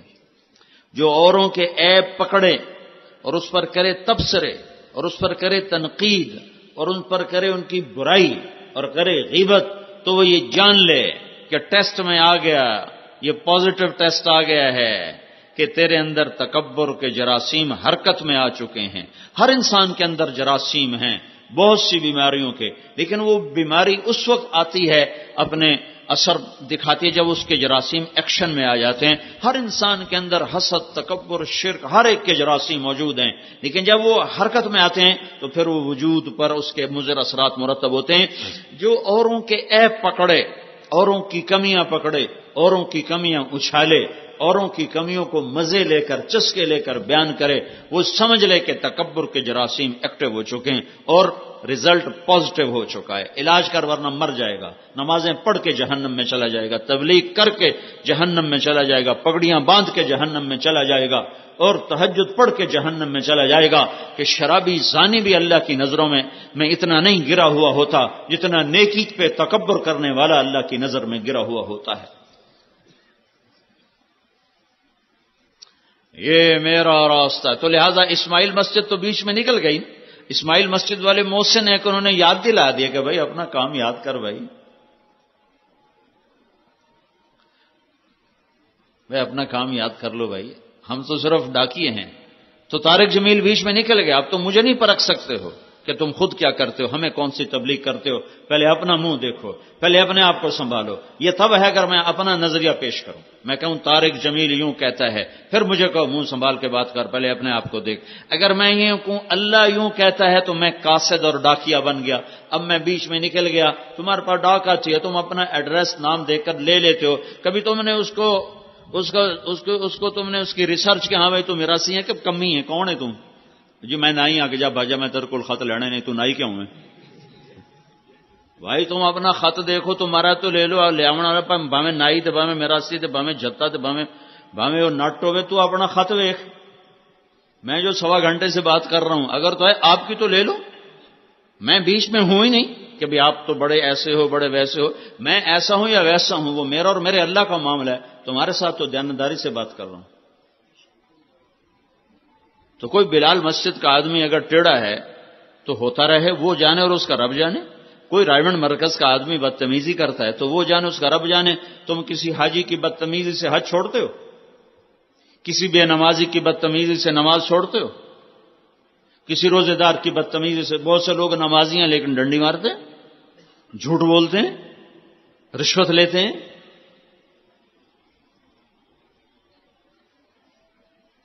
تو ہم ان کی وجہ سے نماز تو نہیں چھوڑتے. اور تبلیغ کے بارے میں ویکھ لیا تبلیغ والے ہیں نمبر 2 ہی ہیں. تو بھائی اگر تو ان کی تبلیغ ہے تو پھر چھوڑ دو، اور اگر اللہ اور اس کا رسول کہہ رہا تو پھر چھوڑنے کی گنجائش تو کوئی نہیں. یہ تو ایسے کہ جو نمازی بڑے خراب ہوتے ہیں ہم نے نماز ہی چھوڑ دی، یہ تو بڑی احمقانہ بات ہوگی نا. ادعو الی اللہ، میں اللہ کی طرف بلاتا ہوں، یہ میرا کام ہے. یہ وہ بیج ہے جس کے اندر پورا درخت نہیں پورا باغ چھپا ہوا ہے.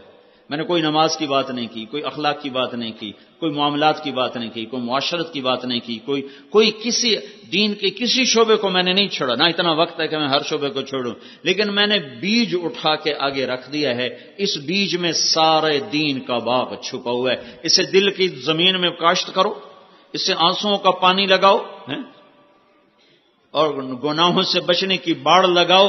نہ ہرے بھرے ہو تو مجھے الٹا لٹکا دینا کہ میں اپنے دعوے پہ نہیں کر رہا، میرے اللہ کا وعدہ ہے تو کر، میں تجھے عطا کروں گا. وہ تو نہ کرو تو دیتا رہتا ہے، تو کرو تو کتنا دے گا. تو دین کوئی شعبدہ بازی نہیں میرے عزیزوں میرے بھائیوں کہ تم جوش اور جذبے کے ساتھ کچھ کر لو گے. یہ ہوش سے کرنے کی محنت ہے، یہ ہوش سے کرنے کا کام ہے. یہ ہے میرا راستہ، میں اللہ کی طرف بلاتا ہوں. انا میں، ومن اتبعنی، جو میرا کلمہ پڑھنے والے وہ بھی. وسبحان اللہ، اب میں اوپر سے اللہ نیچے رہا. وسبحان اللہ علی بصیرہ. بصیرت کا مطلب ہے کہ اس راستے کا زاد راہ پیسہ نہیں، ایمانی صفات ہیں: تقوی، توکل، یقین، زہد، انابت، خشیت. یہ اس کی صفات ایمان اس راستے کا زاد راہ ہے. اس راستے میں ہمیں جو سرمایہ چاہیے وہ صفات کا سرمایہ ہے، وہ پیسے کا سرمایہ نہیں. تبلیغ میں دیکھ لو اکثر غریب لوگ ہیں، اکثر غریب لوگ ہیں، یا متوسط طبقہ ہے، مالدار تو آٹے میں نمک ہے. وسبحان اللہ کیا مطلب؟ سبحان اللہ کا کیا مطلب؟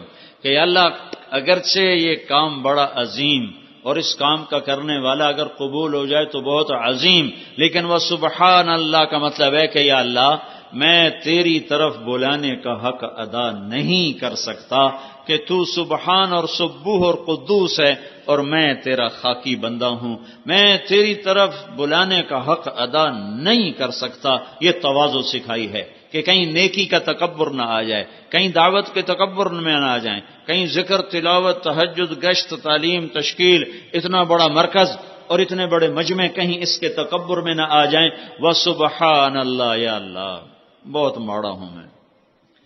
کتنا ماڑے ہو؟ وما انا من المشرکین، میں صرف 33 نمبر لے کے پاس ہو رہا ہوں.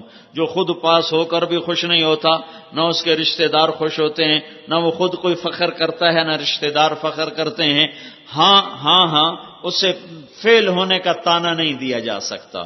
وما انا من المشرکین، میرے پاس ایمان کا آخری درجہ ہے کہ میں نے شرک نہیں کیا ہوا. آئے ہائے کیا کمال کر دیا. یہ ہمیں سکھانے کے لیے تھا، ورنہ اللہ کے نبی نے ہر شے کا حق ادا کیا، اور اللہ کا نبی ہر شے میں اعلیٰ. لیکن ومن اتبعنی تھا نا کہ امت نے بھی یہ دعوت کا کام کرنا تھا، تو امت کو لیول پر رکھنے کے لیے کہیں تکبر میں نہ آ جائیں. وسبحان اللہ، تو دعوت کا حق ادا کر سکتا ہے کہ ہم کام والے ہیں. یہ مت کہا کرو ہم حضور کے کام والے ہیں، یہ بول تکبر کا ہے. اللہ کو دل میں کہا کرو. کیا کر دو جی میں بس حضور والا کام میرا کام ہے، میں اللہ کے نبی کا کام کرتا ہوں. کرو، اللہ کی قسم زبان سے مت کہو. یہ بول تکبر پیدا کرتے ہیں. 40 برس کے دھکے کھانے کے بعد تمہیں کہہ رہا ہوں کہ یہ زبان کے بول غلط ہیں. کسی صحابی نے یہ نہیں کہا کہ نبی کا کام میرا کام ہے، اور کر کے وہ دکھایا ہے کہ فنا ہو کے سولیوں پہ لٹک گئے، آروں سے چر گئے. جیسے مولانا عمر صاحب رحمۃ اللہ علیہ فرمایا کرتے تھے، امیر کا لفظ مت استعمال کرو کہ خواہ مخواہ کا تکبر پیدا ہوتا ہے. کہو ذمہ دار کون ہے؟ اللہ کے نبی کا کام ہمارا کام ہے. اللہ کی قسم ہم اس کے لیے پیدا ہوئے، یہی ہمارا کام ہے. پر تعارف میں مت کہا کرو. کیا کرتے ہو جی؟ بس میں جی دعوت کا کام کرتا ہوں. مجھے کسی صحابی سے یہ لفظ نہیں ملا کہ ہم دعوت کا کام کرتے ہیں. ہاں جب منصب پر ہیں تو انہوں نے کہا. یہ اس وقت کی بات ہے جب رستم پوچھ رہا ہے کیوں کون ہو کیا کرنے آئے ہو, تو کہا ہم اللہ کا پیغام لے کر آئے ہیں, لوگوں کو لوگوں کی بندگی سے نکال کر اللہ کی بندگی پر ڈالتے ہیں. لیکن جب وہ آپس میں تعارف کرتے ہیں یہ تھوڑا ہی کہتے ہیں کہ حضور والا کام ہمارا کام ہے, یہ حق ہے, حقانیت ہے, لیکن بولنے میں یہ بڑائی کا بول ہے. بچو اس سے, لگاؤ سب کچھ, بول نہ بولو میں تہجد گزار ہوں, میں روزے دار ہوں, میں 5 وقت کا نمازی ہوں, میں تکبیر اولیٰ کا نمازی ہوں, میں پہلی صف کا نمازی ہوں. یہ سارے بول اللہ کو ناپسند ہیں. کرو لیکن ڈرو, تکبر کے الفاظ سے ڈرو. صاحب حال کی بات اور ہوتی ہے اور عام آدمی کی بات اور ہوتی ہے. مجھے اس جملے سے ڈر لگتا ہے کہ یہ عجب پیدا کرتا ہے. آج سے 20 سال پہلے میں نے مولانا احسان صاحب سے کہا تھا مجھے یوں لگتا ہے یہ لفظ ہمارے ساتھیوں کو اسکول ماسٹر بنا دے گا کہ یہ اپنے آپ کو بھول جائیں گے, لوگوں کو کام سکھاتے پھریں گے اور اپنی ذات کو بھول جائیں گے. اور جو ہی آدمی اپنے آپ کو بھولتا ہے فوراً گرنا شروع ہو جاتا. وسبحان اللہ وسبحان اللہ نے تو رندہ پھیر دیا. کہ میرے نبی تو کہہ کہ میں تیرے کام کا حق ادا نہیں کر سکا, تو میں کہہ سکتا ہوں کہ میں کام والا ہوں, میں کہہ سکتا ہوں. یہ ہر اس بول سے بچو جس میں کہیں بھی عجب شامل ہو جائے, چاہے وہ بول صحیح ہے, جی میں نمازی ہوں, اس میں کیا ڈر, اس میں کیا شک ہے, میں نمازی ہوں, لیکن اس طرح مت بول کہ یہ بول تیرے لاشعور میں عجب کے کانٹے بو دے اور تکبر کی چوٹیاں تیرے اندر سر اٹھانے لگیں. وما انا من المشرکین, اللہ کا نبی کہہ رہا ہے یا اللہ 33 نمبر لے کر پاس ہوا ہوں کہ مشرک نہیں ہوں. ہوئے ایک آپ کو قصہ سناتا ہوں پھر اس آیت کا صحیح مطلب واضح ہوگا. ہماری جماعت گئی چونیاں, تو لوگوں نے ہمیں کہا چودھری حاکم نو مسلمان بناؤ تو تبلیغ نو منی ہے یہ چودھری حاکم بندہ بن جائے. چودھری حاکم ایک بڑا زمیندار تھا جس نے ڈاکو پالے ہوئے تھے, چور پالے ہوئے تھے, قاتل پالے ہوئے تھے, اور چوریاں کروانا, ڈاکے ڈلوانا, قبضے کرنا زمینیں, یہ اس کا کام تھا. ہم نے جماعت بھیجی اس کے پاس. جو ساتھی اس کو لینے گیا تھا وہ بھی اللہ کے پاس چلا گیا, فوت ہو گیا. وہ ان کو اور وہ چودھری حاکم بھی فوت ہو گیا. وہ اس کو لے کر آئے چونیا مسجد, 6 فٹ سے اوپر قد, مجھ سے 3 گنا اس کی چھاتی, اور لمبا پنجاب والا کرتا, اور لمبے اس کے تہمت کے لمبے ڈب نکلے ہوئے پیچھے, اور تہمت پیچھے اور جھاڑو دیتا ہوا, ایسا بڑا سونا جوان. اور ایسے وہ پنجاب کی 100 سالہ پرانی اس میں مجھے جھلک نظر آتی. تو انہوں نے میرے سامنے بٹھا دیا. میں اس وقت اس سے بھی زیادہ پتلا تھا, جو شیر دیکھو بلی بہ جائے, میں اس کی کرنا. تو خیر میں نے تھوڑی دیر بات شروع کی, وہ سنتا رہا. پتہ نہیں کون سی بات اس کے دل کو لگی اور اثر ہوا. تو وہ جب میں نے بات ختم کی تو مجھ سے کہنے لگا مولوی صاحب ایک شرک نہیں کیتا, باقی ہر گناہ کر چھڑے ہے, کوئی میری بخشش ہوئی ہے؟ وما انا من المشرکین. یہ تواضع سے بھرا ہوا جملہ ہے. یا اللہ ہر عیب میرے اندر ہے, امت کے طور پر نہ کہ نبی. یا اللہ ہر عیب میرے اندر ہے, بس میں نے شرک نہیں کیا, باقی ہر کمی کا شکار ہوں. کہتا مولوی صاحب ایک شرک میں نہیں کیتا, باقی ہر گناہ کر چھڑے ہے, میری کوئی بخشش ہے؟ تو میں نے اس کو تسلی دی. پتہ نہیں اس کو کیا کہا, بارہ تسلی اللہ کی بخشش رحمت بتائی. وہ اللہ کے فضل سے اگلے دن گیا, اس نے سارے ڈاکو بھگا دیے, سارے چور بھگا دیے, جن کی زمینیں قبضہ کی تھی سب کی زمینیں واپس کی, اور صرف 6 مہینے بعد مر کے اللہ کے دربار میں پہنچے. ساری زندگی کیسے گزری اور آخر اللہ نے کیسا کروایا. ایک گشت نے اس کو توبہ تک پہنچایا اور اس کی بخشش کا اللہ نے سامان فرمایا. تمہارا ایک گشت پتہ نہیں کتنے چودھری حاکموں کی ہدایت کا سبب بن جائے گا. کتنے چودھری حاکم پھر رہے ہیں. تو میرے عزیزو اس تبلیغ کے کام کو اسماعیل مسجد, ڈائمنڈ مرکز, تبلیغی جماعت کے آئینے میں مت دیکھو. میں نے آپ کو قرآن سے صرف ایک آیت پیش کی ہے, اسی کی تھوڑی تفصیل آپ کے سامنے میں نے عرض کی ہے. میں زیادہ دیر بول نہیں سکتا ہوں, پھر مجھے بعد میں بہت تکلیف ہوتی ہے. تو جو کچھ ضروری اس میں میرے ذہن میں جو باتیں ہیں میں نے آپ کے سامنے پیش کی ہیں کہ تمہاری جوانی ہے، اپنی جوانی کو صحیح جگہ لگاؤ کہ یہ چند دن ہوتے ہیں، پھر پتہ بھی نہیں چلتا کہ وہ بھول بھلائیاں ہو جاتی، ہاتھوں سے نکل جاتی ہے۔ تو قبل اس کے کہ ڈھل جائے، بڑھاپا آ جائے یا موت اچک کے لے جائے، اٹھا کے لے جائے، اپنی طاقت کو صحیح جگہ خرچ کرو۔ اللہ نے ایک آیت کے ذریعے سے تمہارا کام واضح کیا ہے، تمہارا مقصد واضح کیا ہے۔ دوسری آیت میں نے کہی تھی کہ پاکیزگی اور تزکیہ ہر مسلمان پر فرض عین ہے۔ تزکیہ تک پہنچانے کے لیے نبی آئے، نبیوں نے جس کام کے ذریعے سے تزکیہ کے خوبصورت رنگ بھرے وہ میں نے ایک آیت سے تمہارے سامنے پیش کیا ہے۔ اب تمہیں چھٹیاں ہو رہی ہیں، ان چھٹیوں میں اس کے لیے نکلنے کی نیتیں کرو۔ جو آج تک پیچھے کر چکے ہو کمی کوتاہی، میں بھی توبہ کرتا ہوں، تم بھی توبہ کرو۔ اپنے اللہ کے دربار میں کہو یا اللہ میری توبہ، پھر کہو یا اللہ میری توبہ، پھر کہو یا اللہ میری توبہ۔ اس توبہ کو اگر سچا رکھو گے تو انشاءاللہ پچھلے سارے پاک ہیں، یہاں سے ایسے اٹھو گے جیسے ماں کے پیٹ سے نکل کے جا رہے